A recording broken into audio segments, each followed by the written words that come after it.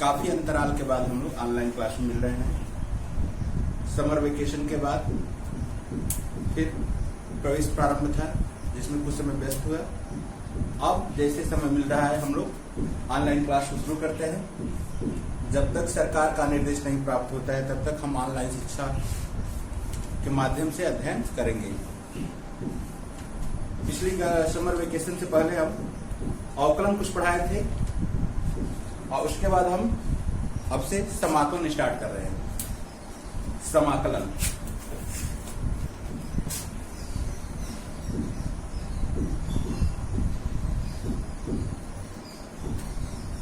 समाकलन या integration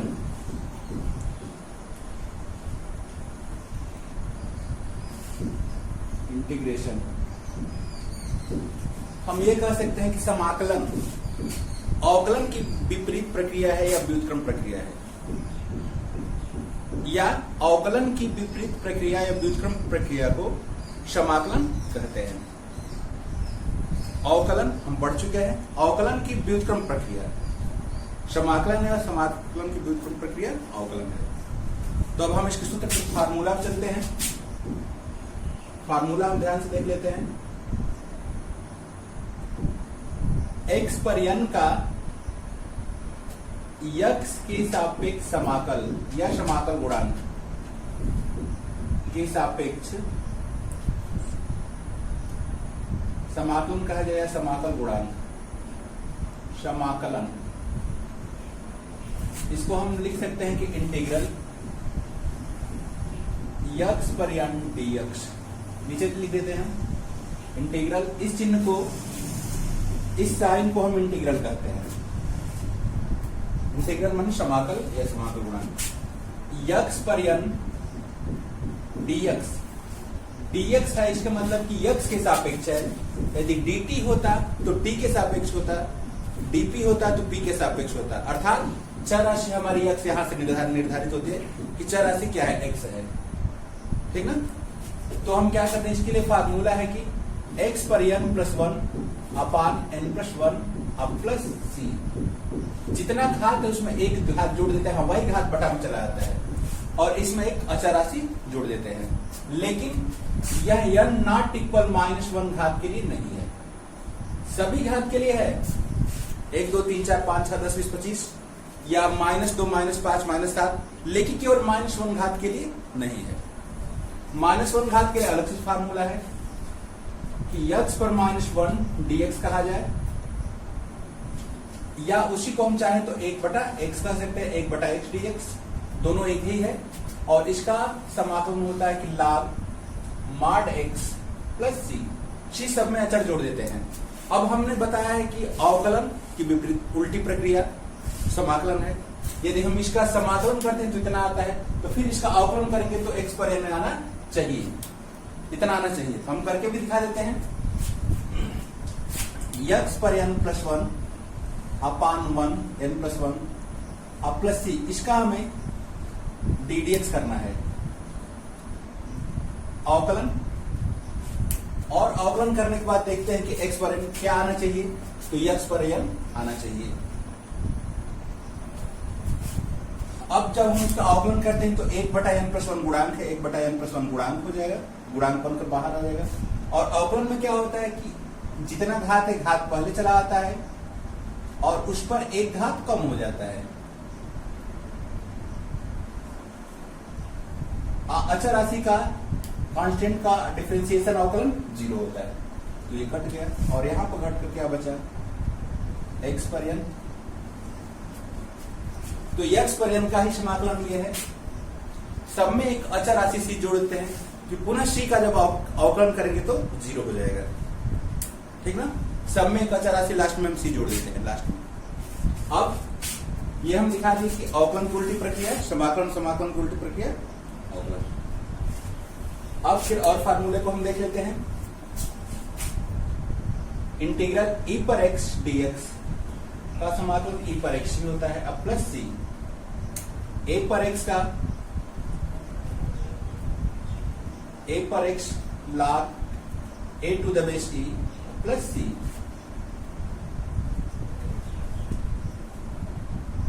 sign X का समाकलन माइनस कॉस एक्स का समाकलन साइन एक्स, सब में लास्ट में इसकी जोड़ देते हैं। dx मतलब समाकलन और d बटा dx मतलब अवकलन। इंटीग्रल dx माने समाकलन x के सापेक्ष। Integral sec square x dx का होता है tan x, cosec square x dx minus cot x,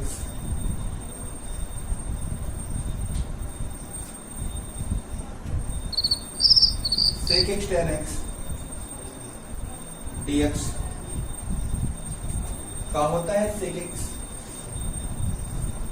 plus c, और cosec x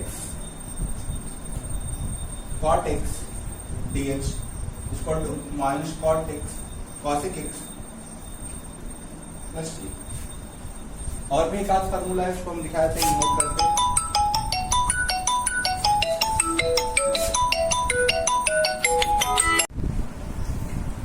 और इसके आगे फार्मूला देखते हैं कि integral 1 by 1 minus X square dx equal to sine inverse x plus c, integral 1 upon 1 plus X square dx equal to tan inverse x plus c,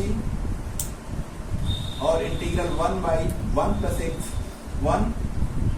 1 by X under root X square minus 1 dx sec inverse x plus c। ये हमारे starting फार्मूले हैं और इन पे आप question हम बताते हैं।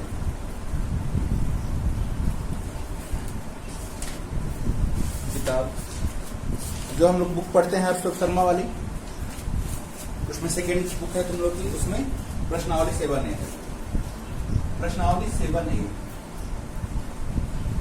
पहला क्वेश्चन है, ऊपर दिया है कि निम्नलिखित समाकलों का मान ज्ञात कीजिए।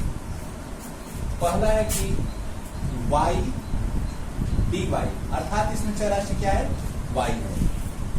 तो समाकलन का फार्मूला पहला है कि जो भी घातांक हो एक घात जोड़कर बटा में लिख देते हैं प्लस c, लेकिन माइनस एक घात के लिए नहीं, बाकी सभी घात के लिए है। उसको कुछ नहीं तो एक घात है, एक घात जोड़कर उसमें एक जोड़ेंगे तो 2 बटा में वही घात हो जाएगा प्लस c।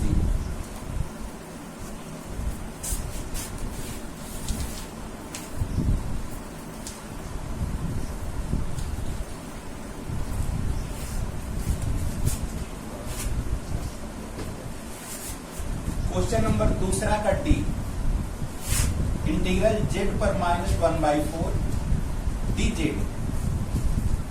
अब इसमें चर राशि क्या है, z है।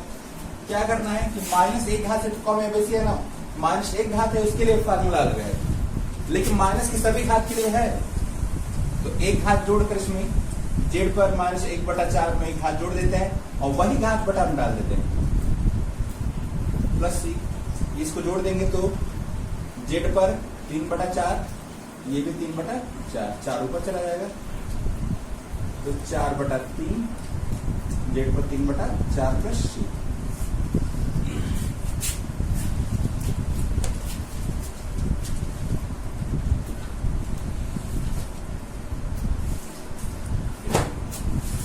अगला क्वेश्चन है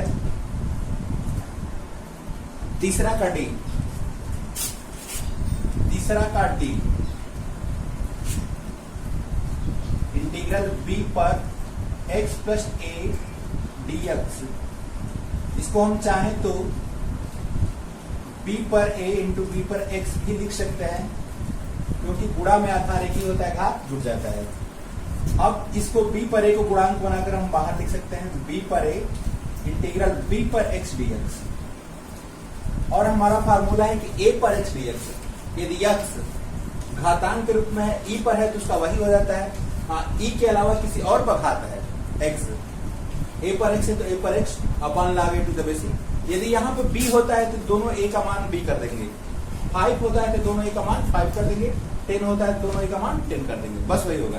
तो बी पर ए उसको उतार लेते हैं, बी पर ए इसका बी पर X log b to the base A plus C, या इसको फिर गुणा करके हम लिख सकते हैं कि बी पर ए प्लस एक्स चाहे एक्स प्लस ए अपान log b to the base A plus C.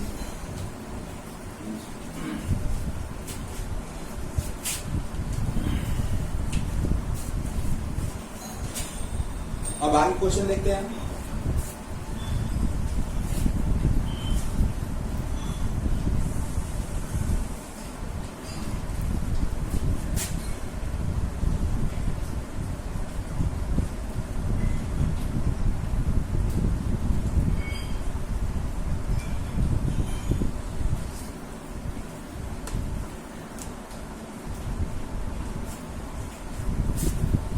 Question number 4 का C integral under 1 minus cos square X dx।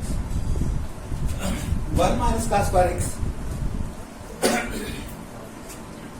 Sign square X होता है, और साइन स्क्वायर रूट से बाहर आएगा तो साइन एक्स, और साइन एक्स का समाकलन क्या है, sine X dx minus cos X plus सी।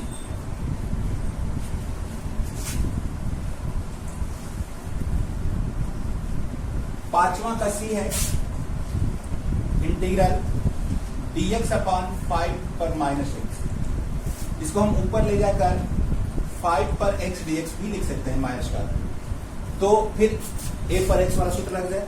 5 पर x है तो ये दोनों a का मान क्या कर देंगे 5, या 5 पर x upon log 5 to the base e plus c।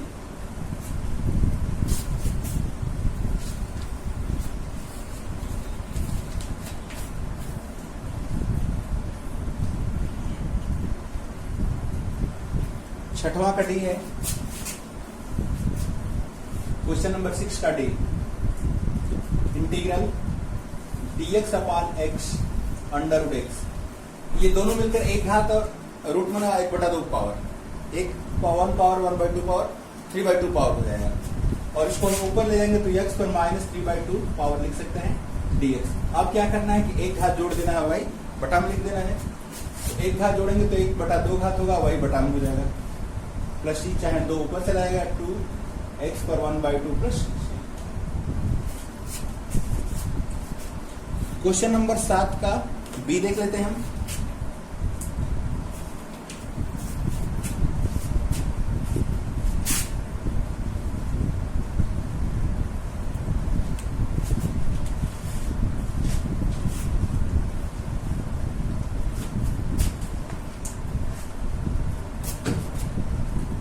Question number 7 का B integral dz upon z under root z square minus 1। हम इस फार्मूले को ध्यान देते हैं। ये भी क्या है 1 dx या dx भी लिख सकते हैं इसको। dx upon x under root x square minus 1 है, तो ये फार्मूला है सेक इनवर्स x का। बस फार्मूले में क्या है कि जहां जहां x है उसको z कर दिया है, तो फार्मूला हो जाएगा सेक इनवर्स z का plus C.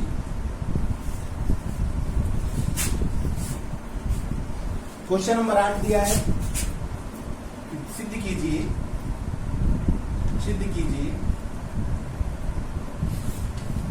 dx equal to x, integral dx equal to x। अब देखते हैं, और पूछा है कि x बराबर 0 पर क्या है, अर्थात dx बराबर x, तो इसको हम चाहें तो 1 dx भी लिख सकते हैं। 1 dx, अब 1 को हम x पर 0 घात भी लिख सकते हैं। किसी भी राशि पर 0 घात होता है तो उसका मान 1 होता है, तो 1 को हम x पर 0 भी लिख सकते हैं। तो फिर वही पहला फार्मूला, एक घात जोड़कर बटा में लिख देते हैं, तो x पर 1 अपॉन 1, या ना लिखें तो भी वही होगा, अब प्लस सी। अर्थात सीधा सीधा अचर के पास अचर पद a के साथ इसको 1x लिख सकते हैं, 2 है तो 2x भी लिख सकते हैं, 3x है तो 3x। जैसे 3dx है तो 3 बाहर कर देंगे, अब 3 into 1 लिख सकते हैं 1 dx। अब 1 का क्या होगा x हो जाएगा। तो सीधा सीधा हम ये समझते हैं कि अचर पद के साथ x लगा देते हैं। यदि b केवल है तो bx हो जाएगा, केवल 5 है तो 5x हो जाएगा। और पूछा कि x बराबर 0 पर x बराबर 0 यदि मान रखते हैं तो उसका मान क्या हो जाएगा, सिंक हो जाएगा। तो ये प्रश्नावली 7A समाप्त हो गई। कल आप लोग को इसकी दूसरी प्रश्नावली 7B पढ़ाएंगे। तब तक आप लोग देखिए, क्वेश्चन है तो व्हाट्सएप में आप लोग डाल दीजिएगा ग्रुप में। कोशिश करेंगे कि हर सवाल को श्यामपट पर आप नहीं पढ़ा पाएंगे, व्हाइट बोर्ड पर नहीं बताया जा सकता है। समय मिल जाएगा तो आप लोग क्वेश्चन का सलूशन कॉपी और पेन से लिखकर हम व्हाट्सएप पर डाल देंगे, क्योंकि श्यामपट पर वीडियो बनाने के लिए समय लगता है, उसको एडिट करने के लिए, फिर पोस्ट करने के लिए। तो व्हाट्सएप पर दिए गए क्वेश्चनों का जवाब संभवतः वीडियो में न दिया जाए, कॉपी को आंसर बनाकर जैसे समय मिलेगा हम डाल देंगे। कल अगला प्रश्नावली शुरू करेंगे। आप लोग इसको देखते रहिए, जहां भी प्रॉब्लम हो आप लोग पूछ लीजिएगा, क्वेश्चन पुटअप कीजिएगा तो हम बता देंगे। और चैनल को लाइक और सब्सक्राइब भी कर दीजिए, क्योंकि जो भी हम चैप्टर बनाकर डालेंगे उसका नोटिफिकेशन पहुंच जाएगा, इसलिए बेल आइकन को प्रेस कीजिए और क्रम से आप लोग पढ़ते रहिए। जब तक सरकार का निर्देश नहीं प्राप्त होता है क्लास चलाने के लिए, तब तक हम लोग ऑनलाइन कक्षाओं के माध्यम से अध्ययन करते रहेंगे। तब तक धन्यवाद।